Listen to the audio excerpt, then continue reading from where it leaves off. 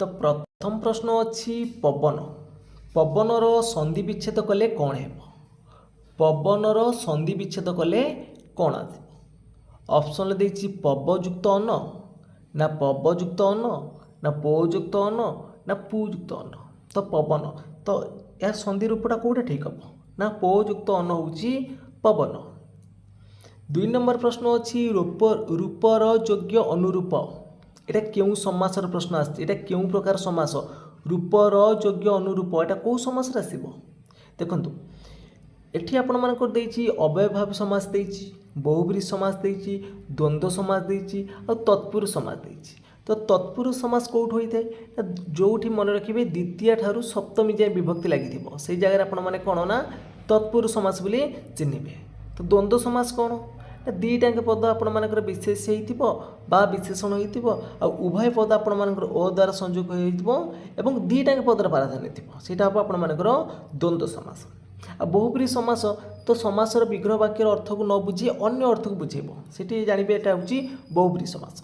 यहाँ हूँ आपण मानकर कौन ना अनुरूपटा हूँ अव्ययभाव समास रूपर योग्य अनुरूप अनुहेलाटी आपण मानक उपसर्ग पद अच्छी तो यहाँ हम आपण मानकर कौन ना अव्ययभाव समास। तो परवर्ती प्रश्न अच्छी स्वर्गर प्रकृति प्रत्यय निर्णय कले कौन आसो स्वर्गर प्रकृति प्रत्यय निर्णय कले कौन आसो तो ऑप्शन भितर सठिक उत्तर कौन आसो ना सुयुक्त रुचयुक्त अला आपण मानकर स्वर्ग मन रखिए ये ऑप्शन नंबर सी हम राइट आंसर।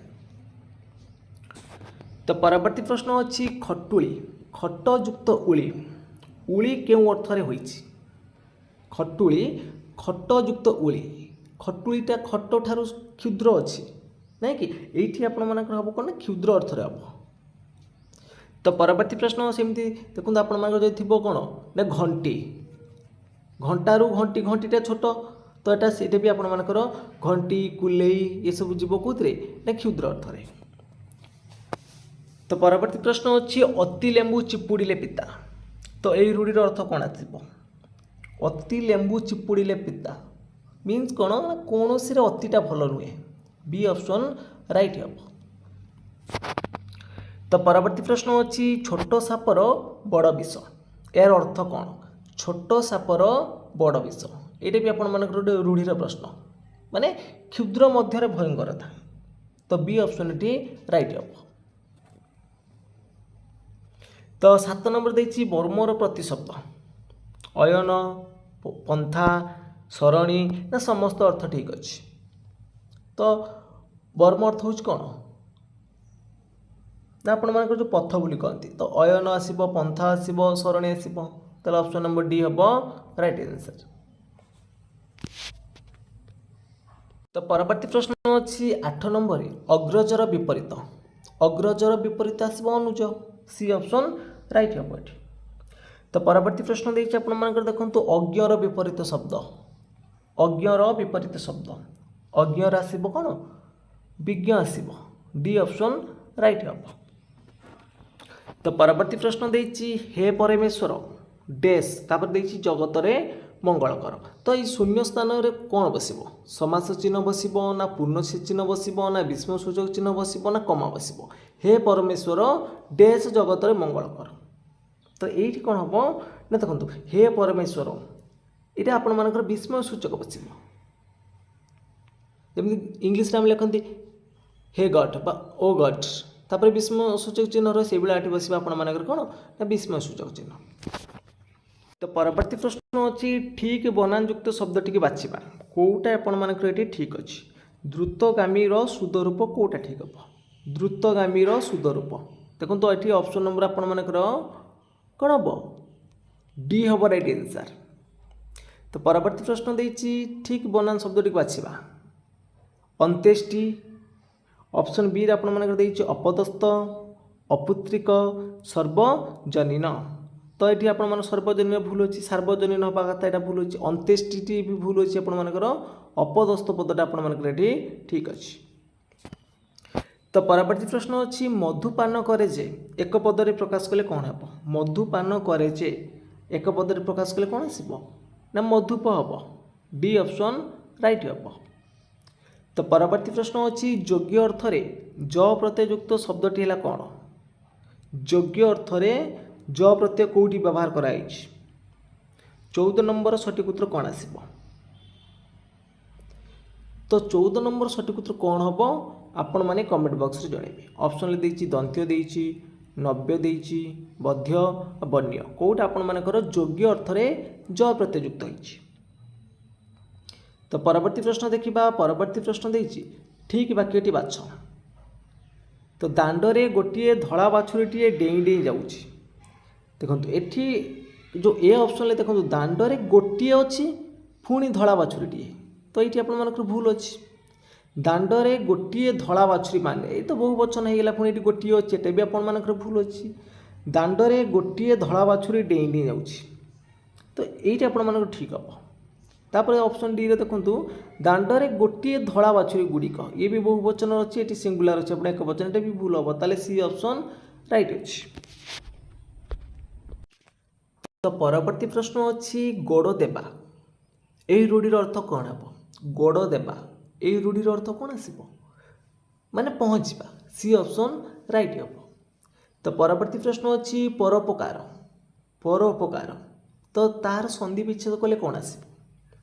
ପର ଉପକାର କ'ଣ ଆସିବ? ନା ଦେଖନ୍ତୁ ପରଯୁକ୍ତ ଉପକାର ଏଇଟା ହେବ କି? ହେବନି। ପରୋପକାର ଏଇଟା ନାହିଁ, ତାହେଲେ କ'ଣ ଆସିବ? ନା ପରଯୁକ୍ତ ଉପକାର ହେଉଛି ପରୋପକାର। ତ ପରବର୍ତ୍ତୀ ପ୍ରଶ୍ନ ଅଛି ଅକାଳ କୁଷ୍ମାଣ୍ଡ। ଅକାଳ କୁଷ୍ମାଣ୍ଡ ଏହି ରୂଢ଼ିର ଅର୍ଥ କ'ଣ ଆସିବ? ଅକାଳ କୁଷ୍ମାଣ୍ଡ ଯୋଗ୍ୟମାନ ବ୍ୟକ୍ତି ହେବନି, ଯୋଗ୍ୟ ବ୍ୟକ୍ତି ହେବନି କି ଯୋଗ୍ୟତା ଥିବା ବ୍ୟକ୍ତି ହେବନି, କ'ଣ ନା ନିତ୍ୟାନ୍ତ ଅଯୋଗ୍ୟ, ତାକୁ ଆମେ କୁହନ୍ତି ଅକାଳ କୁଷ୍ମାଣ୍ଡ। ତ ପରବର୍ତ୍ତୀ ପ୍ରଶ୍ନ ଅଛି ବାକୁ ବତା। ବାକୁ ବତା ଏହି ରୂଢ଼ିର ଅର୍ଥ କ'ଣ? ନା କ୍ଷଣାଶ୍ରୟ। ବି ଅପସନ୍ ରାଇଟ୍ ହେବ। ତ ପରବର୍ତ୍ତୀ ପ୍ରଶ୍ନ ଅଛି ଭାଉଜ ଶବ୍ଦର ମୂଳ ସଂସ୍କୃତ ରୂପଟି କ'ଣ ଆସିବ? ଭାଉଜ ଶବ୍ଦର ମୂଳ ସଂସ୍କୃତ ରୂପଟି କ'ଣ ଆସିବ? ଭାଉଜର ଆସିବ ଆପଣମାନଙ୍କର ଏଠି ଭାତୃଜାୟା। ତ ପରବର୍ତ୍ତୀ ପ୍ରଶ୍ନ ଅଛି ସ୍ଥାନ ଦୃଷ୍ଟିରୁ ଚ କି ଧରଣର ଧ୍ୱନି? ଆମର ଯେଉଁ ବର୍ଗୀୟ ବ୍ୟଞ୍ଜନ 25ଟା ଅଛି, କଚଟ ତପ, କରେ କ ଠାରୁ ଅ ଯାଏ ହେଉଛି ଆପଣମାନଙ୍କର କଣ୍ଠୀୟ ବର୍ଣ୍ଣ, চ ଠାରୁ ନିୟ ଯାଏ ହେଉଛି ଆପଣମାନଙ୍କର କ'ଣ ତାଲବ୍ୟ ବର୍ଣ୍ଣ। ଚଟା ରହୁଛି କାହା ସହିତ? ତାଲବ୍ୟରେ। ଆଉ ଟ ଠାରୁ ମୂର୍ଦ୍ଧେଣ ଯାଏ ଏଇଟା ହେଉଛି ଆପଣମାନଙ୍କର ମୂର୍ଦ୍ଧ୍ୟ ବର୍ଣ୍ଣ। ଆଉ ଗୋଟେ ରହୁଛି ତ ଠାରୁ ନ ଯାଏ, ଏଇଟା ହେଉଛି ଦନ୍ତ୍ୟ ବର୍ଣ୍ଣ, ଏବଂ ପ ଠାରୁ ମ ଯାଏ ହେଉଛି ଓଷ୍ଠ ବର୍ଣ୍ଣ। ଏଠି ହେବ ଚଟା ଆପଣମାନଙ୍କର କ'ଣ ତାଲବ୍ୟ ବର୍ଣ୍ଣ। ପରବର୍ତ୍ତୀ ପ୍ରଶ୍ନ ଅଛି ଅନୁଯୁକ୍ତ ଏଷଣ, ତାର ସନ୍ଧି ବିଚ୍ଛେଦ କଲେ କ'ଣ ଆସିବ? ଅନୁଯୁକ୍ତ ଏଷଣ, ତ ଏହାର ସନ୍ଧି ବିଚ୍ଛେଦ କଲେ ଆସିବ ଅନ୍ୱେଷଣ ଆସିବ। ସି ଅପସନ୍ ରାଇଟ୍ ହେବ। ତ ପରବର୍ତ୍ତୀ ପ୍ରଶ୍ନ ଅଛି ଦିକ୍ଯୁକ୍ତ ଅମ୍ବର। ଦିକ୍ଯୁକ୍ତ ଅମ୍ବର କ'ଣ ଆସିବ? ଏଠି କଟା ଦେଖନ୍ତୁ ଆପଣମାନଙ୍କର ତୃତୀୟ ବର୍ଣ୍ଣ ହେଇଯିବ, ଦିଗମ୍ବର ଆସିବ। କ'ଣ ଆସିବ? ଦିକ୍ଯୁକ୍ତ ଅମ୍ବର, ଦିଗମ୍ବର। ତ ସଠିକ୍ ଉତ୍ତର ତାହେଲେ କେଉଁଠି ଅଛି? ସି ଅଛି ହେଲା। ତ ପରବର୍ତ୍ତୀ ପ୍ରଶ୍ନ ଦେଇଛି କେଉଁଟା ଦେଶଜ ଶବ୍ଦ? କେଉଁଟା ଦେଶଜ ଶବ୍ଦ? 9 ନମ୍ବର ସଠିକ୍ ଉତ୍ତର କ'ଣ ଆସିବ? ନା ଏଠି ପାଇଟିଟା ଦେଖନ୍ତୁ, ପାଇଟିଟା ହେବ ଗୋଟେ ଦେଶଜ ଶବ୍ଦ। ତ ପରବର୍ତ୍ତୀ ପ୍ରଶ୍ନ ଦେଇଛି ଳ କି ଧରଣର ଧ୍ୱନି? ତାଡ଼ିତ ଧ୍ୱନି, ଲୋଡ଼ିତ ଧ୍ୱନି, ପାର୍ଶ୍ୱିକ ଧ୍ୱନି ନା ସଂଘର୍ଷ ଧ୍ୱନି? ଳଟା ହେଉଛି ଆପଣମାନଙ୍କର କ'ଣ ପାର୍ଶ୍ୱିକ ଧ୍ୱନି। ସି ଅପସନ୍ ରାଇଟ୍ ହେବ। ତ ପରବର୍ତ୍ତୀ ପ୍ରଶ୍ନ ଦେଇଛି ଶକ୍ତିକୁ ଅତିକ୍ରମ ନ କରି ଏକ ପଦରେ ପ୍ରକାଶ କଲେ କ'ଣ ହେବ? ଶକ୍ତିକୁ ଅତିକ୍ରମ ନ କରି ତାକୁ ଏକ ପଦରେ ପ୍ରକାଶ କଲେ କ'ଣ ଆସିବ? ନା ଯଥାଶକ୍ତି। ସି ଅପସନ୍ ରାଇଟ୍ ହେବ। ତ ପରବର୍ତ୍ତୀ ପ୍ରଶ୍ନ ଅଛି ବକ୍ସି କେଉଁ ଭାଷାର ଶବ୍ଦ? ବକ୍ସିଟା କେଉଁ ଭାଷାର ଶବ୍ଦ? ତୁର୍କୀ, ଇଂରାଜୀ, ପାରସିକ, ପର୍ତ୍ତୁଗୀଜ। ତ ବକ୍ସିଟା ହେଉଛି ଗୋଟେ ପାରସିକ ଶବ୍ଦ। ତାପରେ ଦେଇଛି ଗହମ ନିଦ, ଏଇ ରୂଢ଼ିର ଅର୍ଥ କ'ଣ? ଗହମ ନିଦ, ତ ଏଇ ରୂଢ଼ିର ଅର୍ଥ କ'ଣ ଆସିବ? ନା ଛାଇ ନିଦ ଆସିବ, ନା ଗାଢ଼ ନିଦ ହେବ? ଦେଖନ୍ତୁ ଗହମ ନିଦ ଅର୍ଥ ହେଉଛି ଗାଢ଼ ନିଦ, ଛାଇ ନିଦ ହେବନି। ଡି ଅପସନ୍ ଏଠି ରାଇଟ୍ ହେବ। ତ ପରବର୍ତ୍ତୀ ପ୍ରଶ୍ନ ଅଛି ଯାହାକୁ ଶାସନ କରାଯାଏ ଏକ ପଦରେ ପ୍ରକାଶ କଲେ କ'ଣ ଆସିବ? ଯାହାକୁ ଶାସନ କରାଯାଏ ଏକ ପଦରେ ପ୍ରକାଶ କଲେ କ'ଣ ଆସିବ? ଯାହାକୁ ଆମେ ଶାସନ କରିବା ତାକୁ ଶିଷ୍ୟ ବୋଲି କହିବା। বি অপশন রাইট হব। তো পরবর্তী প্রশ্ন হচ্ছে শশাঙ্ক। শশাঙ্ক শব্দর সন্ধি বিচ্ছেদ কলে কোণ আসব? শশাঙ্ক। শশাঙ্কর সন্ধি বিচ্ছেদ কলে কোণ আসব? ନା ଶସଯୁକ୍ତ ଅଙ୍କ, ଶସଯୁକ୍ତ ଅଙ୍କ ଏଇଠି ସ ଆଉ ଅ ମିଶିକି ଆ ହେଇଛନ୍ତି ହେଲା। ଶସଯୁକ୍ତ ଅଙ୍କ ହେଉଛି ଶଶାଙ୍କ। ତ ପରବର୍ତ୍ତୀ ପ୍ରଶ୍ନ ହେଉଛି ଠିକ୍ ବନାନଯୁକ୍ତ ଶବ୍ଦଟି ବାଛିବା। ଦୁର୍ଗାଙ୍କର ଶୁଦ୍ଧ ରୂପ କେଉଁଟା ଠିକ୍ ଅଛି? ତ ଦରେ ହର୍ଷକା ରହିବ ଆପଣମାନଙ୍କର, ଏଇଟା ସବୁ ଆପଣମାନଙ୍କର କଟିବ, ହର୍ଷକା ରହିବ ଏଠି ରାଇଟ୍ ଆନ୍ସର୍। ତ ପରବର୍ତ୍ତୀ ପ୍ରଶ୍ନ ଅଛି ସେମିତି କେଉଁଟା ଠିକ୍ ଅଛି? ଆନୁଷଙ୍ଗିକ ଠିକ୍ ଅଛି ନା ଅନୁସରଣ ଠିକ୍ ଅଛି ନା ଅଷ୍ଟବକ୍ର ଠିକ୍ ଅଛି ନା ଅଭ୍ୟସ୍ତ ଠିକ୍ ଅଛି? ଦେଖନ୍ତୁ ଆନୁଷଙ୍ଗିକରେ ଏଇ ଯେଉଁ ଦନ୍ତେଶ ବଦଳରେ ଏଠି ମୁଦ୍ନେଶ ହେବା କଥା, ଏଇଟା ଆପଣମାନଙ୍କର ଭୁଲ ଅଛି। ଅନୁସରଣ ଆପଣମାନଙ୍କର ଭୁଲ ଅଛି, ତାଲବେଶ ଜାଗାରେ ଆପଣମାନଙ୍କର ଏଠି ଦନ୍ତେଶ ହେବା କଥା। ଅଭ୍ୟସ୍ତଟା ଆପଣମାନଙ୍କର ହେବନି, ଅଭ୍ୟସ୍ତ ହେବ, ଏଠି ବି ଆପଣମାନଙ୍କର ଭୁଲ ଅଛି। ତାହେଲେ ଅଷ୍ଟାବକ୍ର ଆପଣମାନଙ୍କର ଠିକ୍ ଅଛି, ସି ଅପସନ୍ ରାଇଟ୍ ହେବ ଏଠି। ତ ପରବର୍ତ୍ତୀ ପ୍ରଶ୍ନ ଅଛି ପକ୍ୱ, ଏଠାରେ ଥିବା ଧାତୁଟି ଲେଖ। ପକ୍ୱ ଏଟା ହେଉଛି କେଉଁ ଧାତୁରୁ ଆସିଛି? ପକ୍ୱଟା ଆପଣମାନଙ୍କର ଦେଖନ୍ତୁ ପଚ୍ ହେଲା, ପଚ୍ ଯୁକ୍ତ ଅକ୍ୱ ହେଲା ପକ୍ୱ, ଅକ। ତ ପରବର୍ତ୍ତୀ ପ୍ରଶ୍ନ ଅଛି ଗୁଣି, ଏଠାରେ ଇନ୍ ପ୍ରତ୍ୟୟ କେଉଁ ଅର୍ଥ ରହିଛି? ଗୁଣି ଜାତ ଅର୍ଥରେ ନା ଭାବ ଅର୍ଥରେ ନା ଐଚ୍ଛ୍ୟ ଅର୍ଥରେ ନା ଅପରିତ ଅର୍ଥରେ? ଗୁଣି ମାନେ ଗୁଣ ଅଛି ଯାହାର ଆମେ ତାକୁ ଗୁଣି ବୋଲି କହିବା, ଗୁଣିମାନ ବ୍ୟକ୍ତି ବା ଗୁଣଗାନ ବ୍ୟକ୍ତି, ତ ଅଛି ଅର୍ଥ ରହିବ ଏଠି, ବି ଅପସନ୍ ରାଇଟ୍ ହେବ। ସେମିତି ପରବର୍ତ୍ତୀ ପ୍ରଶ୍ନ ଅଛି କେଉଁଟା ଠିକ୍ ଅଛି? ଆମ ଦେଶର ବହୁତ ଲୋକମାନେ, ବହୁତ ରହିଲା ପୁଣି ଲୋକମାନେ, ଦୁଇଟାକି କେବେ ଆପଣମାନଙ୍କର ପ୍ଲୁରାଲ୍ ଫର୍ମ ବ୍ୟବହାର କରାଯିବ ନାହିଁ, ତାହେଲେ ଏଇଟା ଆପଣମାନଙ୍କ ଭୁଲ ହେଲା। ଆମ ଦେଶର ବହୁତ ଲୋକ ଗୁଡ଼ିକ, ଏଇଟା ବି ଭୁଲ ହେଲା। ଆମ ଦେଶର ବହୁତ ଲୋକମାନେ ଗରିବ, ଏଠି ଦେଖନ୍ତୁ ଗରିବ ସ୍ପେଲିଂ ଭୁଲ ଅଛି, ତାହେଲେ ଅପସନ୍ ନମ୍ବର ଡି ଆପଣମାନଙ୍କ ଠିକ୍ ଥିବ। ଆମ ଦେଶରେ ବହୁତ ଲୋକ ଗରିବ ଅଟନ୍ତି, ଏଇଟା ଆପଣମାନଙ୍କର ଏଠି ଠିକ୍ ଅଛି। ତ ପରବର୍ତ୍ତୀ ପ୍ରଶ୍ନ ଅଛି ବର୍ଣ୍ଣର ସମାର୍ଥବୋଧକ ଶବ୍ଦଟି କ'ଣ ହେବ? ବର୍ଣ୍ଣ, ବର୍ଣ୍ଣର ସମାର୍ଥବୋଧକ ଶବ୍ଦ କ'ଣ ଆପଣମାନେ ଜାଣିଥିବେ? ଅରଣ୍ୟ, ଅଟବୀ, ବିପିନ, କାନନ, ଏସବୁ ରହିଲା କାହାର? ବର୍ଣ୍ଣର ପ୍ରତିଶବ୍ଦ। ତାହେଲେ ବିପିନ ଅଛି ଏଠି, ଏ ଅପସନ୍ ଆପଣମାନଙ୍କର ରାଇଟ୍ ହେବ। ତ ପରବର୍ତ୍ତୀ ପ୍ରଶ୍ନ ଅଛି ପ୍ରଦତ୍ତ ପଦ ମଧ୍ୟରୁ କେଉଁଟି ପରିମାଣ ସୂଚକ ଅବୟର ଉଦାହରଣ? ପରିମାଣ ଦେଖନ୍ତୁ କାଁ ଭାଁ ଦେଇଛି, କାଳେ, ସୁତରାଂ, ଯେତେ। ତ ସୁତରାଂଟା ହେଉଛି ଆପଣମାନଙ୍କର ହେତୁବୋଧକ ଅବୟର ଯିବ, ସୁତରାଂଟା ହେଉଛି ହେତୁବୋଧକ ଅବୟ। କାଳେ ସମ୍ଭାବନା ସୂଚକ କାଳେ, ତ କାଁ ଭାଁ ଆପଣମାନଙ୍କର ହେବ ନା ଯେତେ ହେବ? ତ ଯେତେ ପରିମାଣକୁ ବୁଝେଇବ, ଯେତେ ଏଠି ହେଉଛି ଗୋଟେ କ'ଣ ନା ପରିମାଣ ସୂଚକ ଅବୟ। ତ ପରବର୍ତ୍ତୀ ପ୍ରଶ୍ନ ଅଛି ସଂକ୍ଷେପରେ ଉତ୍ତର ଲେଖ। ବାକ୍ୟରେ ଥିବା ସଂକ୍ଷେପରେ କେଉଁ ବିଭକ୍ତି? ସଂକ୍ଷେପରେ ଏଠି ରେ ଲାଗିଛି ନା ନାହିଁ ଦେଖନ୍ତୁ, ରେ ଦ୍ୱାରା ଦେଇ କର୍ତ୍ତୃକ, ରେ ଦ୍ୱାରା ଦେଇ କର୍ତ୍ତୃକ, ଏସବୁ ହେଉଛି ଆପଣମାନଙ୍କର କ'ଣ ନା ତୃତୀୟ ବିଭକ୍ତିରେ ଯାଉଛି, ତାହେଲେ ଏଇଟା ହେବ ଆପଣମାନଙ୍କର ତୃତୀୟ ବିଭକ୍ତି ରହିବ, ଏ ଅପସନ୍ ରାଇଟ୍ ହେବ। ତ ପରବର୍ତ୍ତୀ ପ୍ରଶ୍ନ ଅଛି ପଦ୍ମର ସମାର୍ଥବୋଧକ ଶବ୍ଦଟି କ'ଣ? ପଦ୍ମ, ତ ପଦ୍ମର ବହୁତ ପ୍ରକାର ସମାର୍ଥବୋଧକ ଶବ୍ଦ ଅଛି, ଜାଣିଥିବେ ଅରବିନ୍ଦ, ରାଜୀବ, କମଳ, ପଙ୍କଜ, ପଙ୍କେ ରୁହ, ତା ଭିତରେ ଆପଣମାନଙ୍କର ସରସିଜ ମଧ୍ୟ ଅଛି, ତାହେଲେ ଏ ଅପସନ୍ ଏଠି ରାଇଟ୍ ହେବ। ତ ପରବର୍ତ୍ତୀ ପ୍ରଶ୍ନ ଦେଇଛି ସମ୍ବୋଧନ ସୂଚକ ଅବୟର ଉଦାହରଣ ଦିଅ। ତ ସମ୍ବୋଧନ ସୂଚକ ଅବୟ କେଉଁଟା? ଆରେ, ନଚେତ୍, କ'ଣ, ଏଣୁ। ତ ସମ୍ବୋଧନ କରାଯାଉଛି, ଆରେ, ଆରେ ଲଗେଇକି ସମ୍ବୋଧନ କରାଯିବ। ତ ଆହା ଯଦି ହେଇଥାନ୍ତା ଏଇଟା ଭାବବାଚକ ଥାନ୍ତା, ଆହା ଭାବ ଦେଖେଇବ। ତ ପ୍ରଦତ୍ତ ଶବ୍ଦ ମଧ୍ୟରୁ କେଉଁଟି ଠିକ୍ ଚିହ୍ନ? 6 ନମ୍ବର ପ୍ରଶ୍ନ ପଚାରୁଛି କେଉଁଟା ଠିକ୍? ତ ପରିତ୍ୟଜ୍ୟ ହୁଏ, ତ ଏ ଅପସନ୍ ଆପଣମାନଙ୍କର ଏଠି ଠିକ୍ ଅଛି। ତ ପରବର୍ତ୍ତୀ ପ୍ରଶ୍ନ ଦେଇଛି ପ୍ରଦତ୍ତ ପଦ ମଧ୍ୟରୁ କେଉଁଠୁ ହେତୁବୋଧକ ଅବୟ? ତ ଅଲରେଡ଼ି ଆମେ କହିସାରିଛି ମୁଁ ଆପଣମାନଙ୍କୁ, ହେତୁବୋଧକ ରହୁଛି ଏଠି ସୁତରାଂ, ହେତୁ ଅର୍ଥ କାରଣ, ଗୋଟେ କାରଣକୁ ଦର୍ଶାଇବ, ହେତୁବୋଧକ ଅବୟରେ ଯିବ, ତ ଡି ଅପସନ୍ ରାଇଟ୍ ହେବ। ସେମିତି ପରବର୍ତ୍ତୀ ପ୍ରଶ୍ନ ଦେଇଛି ଦେଖନ୍ତୁ 8 ନମ୍ବର 9 ନମ୍ବରରେ କେଉଁଟା ଶୁଦ୍ଧ ଶବ୍ଦ ଅଛି? 8 ନମ୍ବର କେଉଁଟା ଠିକ୍ ହେବ, 9 ନମ୍ବର କେଉଁଟା ଠିକ୍ ହେବ? ତ ଅନିର୍ବାର୍ଯ୍ୟ, ଅନିର୍ବାର୍ଯ୍ୟର ଶୁଦ୍ଧ ଶବ୍ଦ ହେଉଛି ଆପଣମାନଙ୍କର ଏଠି ଦେଖନ୍ତୁ ଅନିର୍ବାର୍ଯ୍ୟ, ଏ ଅପସନ୍ ଠିକ୍ ଅଛି। ସେମିତି 9 ନମ୍ବର ଶୁଦ୍ଧ ରୂପ ହେବ ଆପଣମାନଙ୍କର ନିରପରାଧା, ଏ ଅପସନ୍ ରାଇଟ୍ ହେବ। ତ ପରବର୍ତ୍ତୀ ପ୍ରଶ୍ନ ଦେଖନ୍ତୁ, ପରବର୍ତ୍ତୀ ପ୍ରଶ୍ନ ଅଛି ସାମ୍ୟର ବିପରୀତ ଶବ୍ଦଟି କ'ଣ?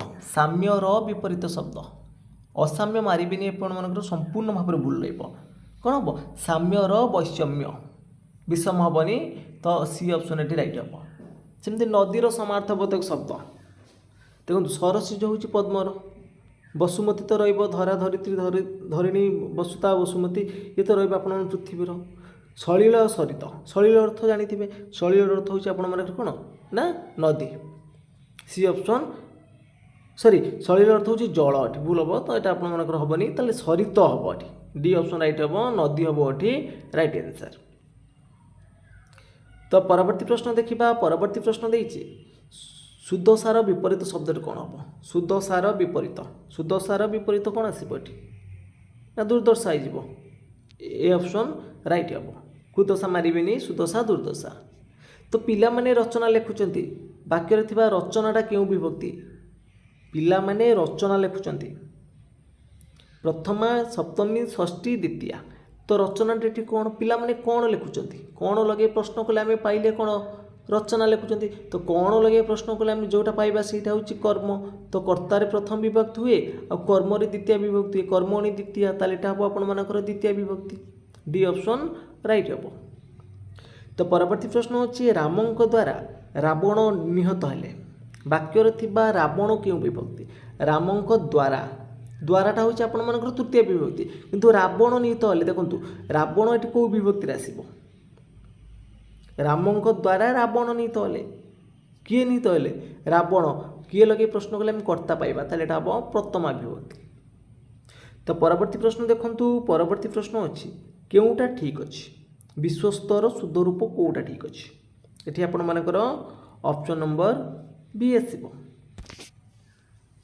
तो परवर्ती प्रश्न अच्छी प्रदत्त पद मध्यरु केउटी प्रश्नसूचक अवयर उदाहरण केउटी ये आपण मानकर प्रश्नसूचक अवय अच्छी अच्छा परा जदि हाँ ये प्रश्नसूचक अवय कौटा ना ये आसब देखु परा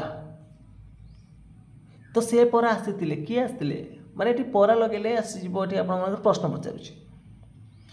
तो परवर्ती प्रश्न अच्छी समुद्रर समार्थबोधक शब्द कौन समुद्रर समार्थबोधक शब्द तो समार्थबोधक शब्द निश्चित गोटे आसब ये तो पयोधि है बी ऑप्शन राइट हम। तो परवर्ती प्रश्न देखु देती कौटा आपण मान ठीक अच्छे विस्मय विभूतिर शुद्ध रूप कौटा ठीक अच्छे विस्मया विभूति तो ये आपण मानक देखु ऑप्शन नंबर ए आउ बी पाखापाखि सामान अच्छी देखो विस्मया विभूत दीटा ठीक अच्छे विस्मया विभूत ताले दीटा ही पार आप ए ऑप्शन हो पार बी ऑप्शन हो पार तो दीटा आप ठीक अच्छे ये तो आपर कहतु तालबेस अच्छी कटिज बभूत अच्छी कटिज कितु ये दुटा ऑप्शन आपर पाखापाखि सामान अच्छी। तो परवर्ती प्रश्न देखु परवर्ती प्रश्न अच्छी दुष्ट शब्दर विपरीत शब्द दुष्टर विपरीत दुष्टर अदुष्ट मारे भूल हम संपूर्ण भाव में दुष्टर कौन आसब भल हेनी गुणी हेनी शिष्ट रे ऑप्शन राइट हम।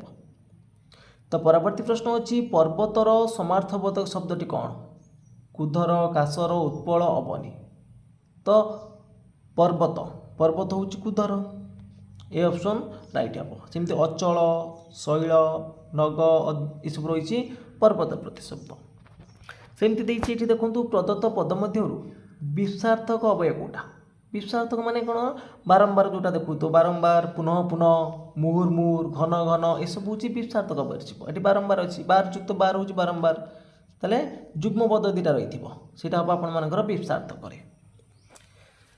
परवर्ती प्रश्न अच्छी कौटा ठीक अच्छे कौटा ठीक अच्छे हृषिकेश हृषिकेशर देखो ये कौटा ठीक पचार डी ऑप्शन ये राइट अच्छी।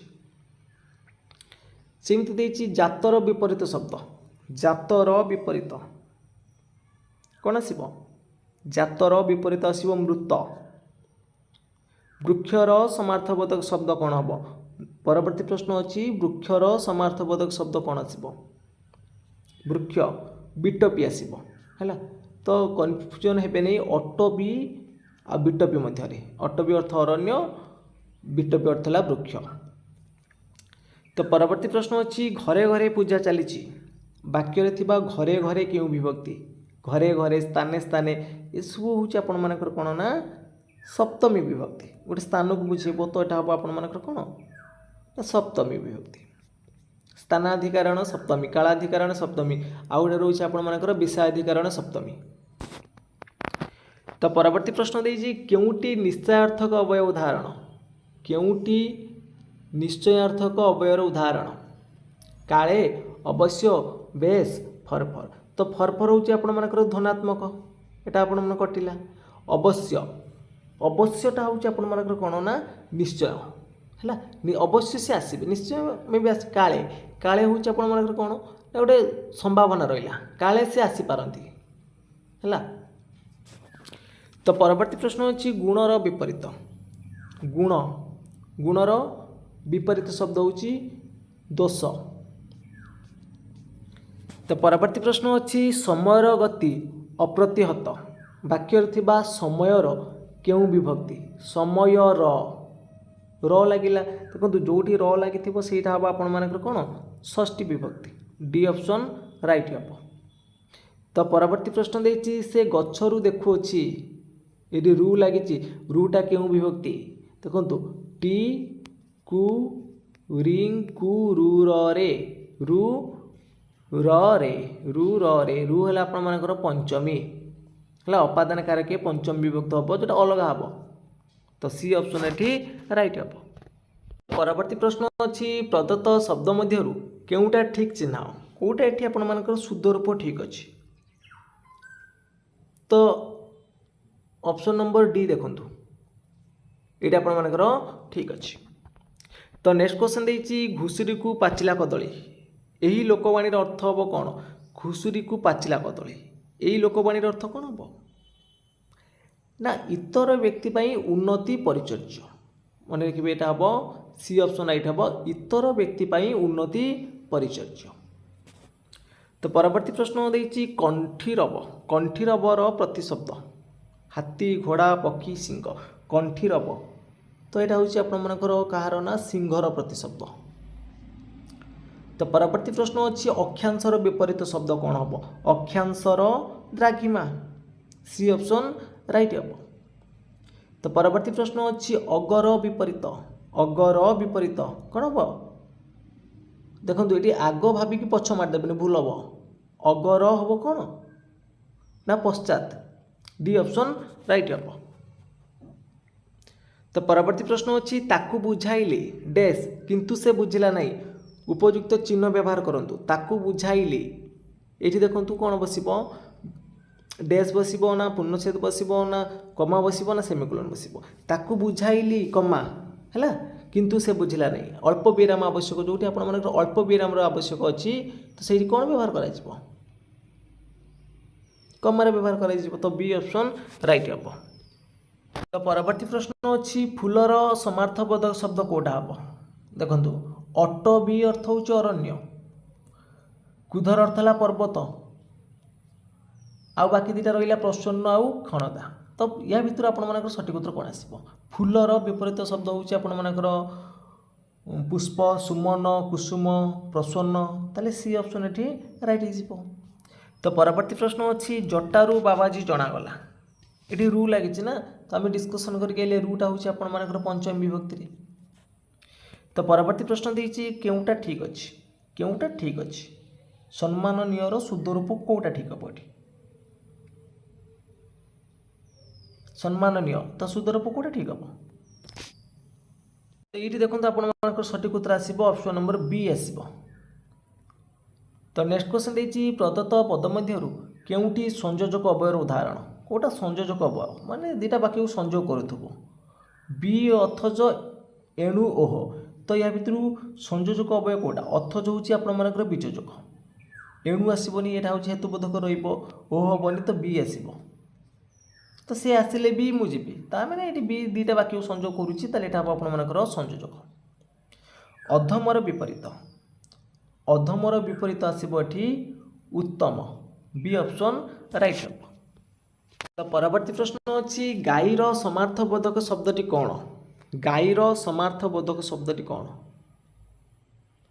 गाई गाई हूँ आपने जानी धेनु सर्वसा तो ये सी ऑप्शन राइट अच्छी।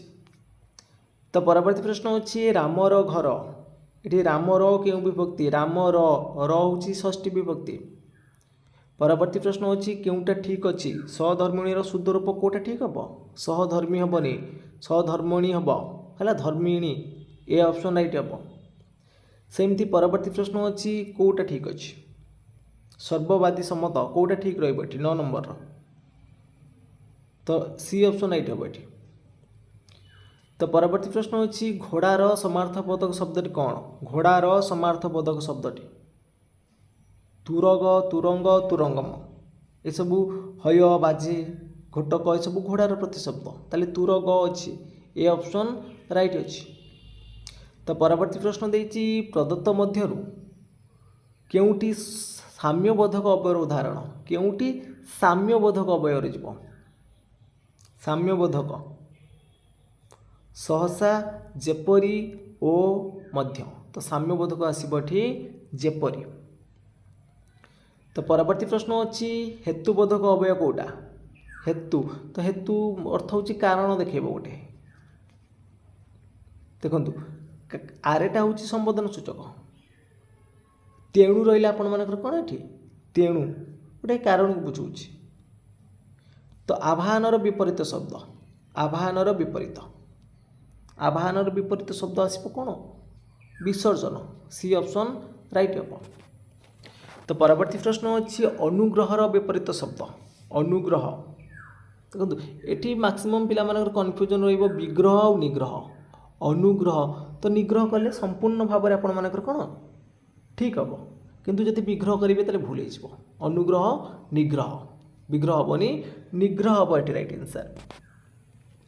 तो परवर्ती प्रश्न देती बाप पुअरे कली एटी रे लगी रे रेटा कौ विभक्ति बाप पुअरे कली तो यहाँ हम कौन से गोटे विषय से मैंने गोटे कारण लगी तो विषय अधिकरण हो तो यहाँ सप्तमी रे रहिबो। तो परवर्ती प्रश्न देखु देती नयन नयनर संधि विच्छेद कले कौन आसब नयनर संधि विच्छेद कले कौन आसब तो सठिक उत्तर कौन आसब देखु ने युक्त अन नयन ये प्रश्न पाखापाखि बहुत एग्जाम आसचे ने युक्त अन हूँ नयन सेमती गायक जब पचार गायकर संधि विच्छेद कले कौन आसब ना गई युक्त अक है गायक। तो परवर्ती प्रश्न देती जाया और पति दंपति समासर नाम लेख जाया और पति दंपति जाया हूँ विशेष्य पद पति है विशेष्य पद दीटाक पदर प्राधान्य रोचे आउ ओ द्वारा संयोग होता आपने जानीपे कौन द्वंद्व समास आ दिगु समास विषय कही रखुच्छी देखो जो संख्यावाचक शब्द प्रथम थी जोटी संख्यावाचक शब्द प्रथम थी जमीक आपर नवरत्न अष्टाध्याय पंच इंद्रिय 49 पवन दोछकी है चतुर्वेद ये सब रहा कौन संख्या शब्द प्रथम रही सब जगह आसब दिगु समास।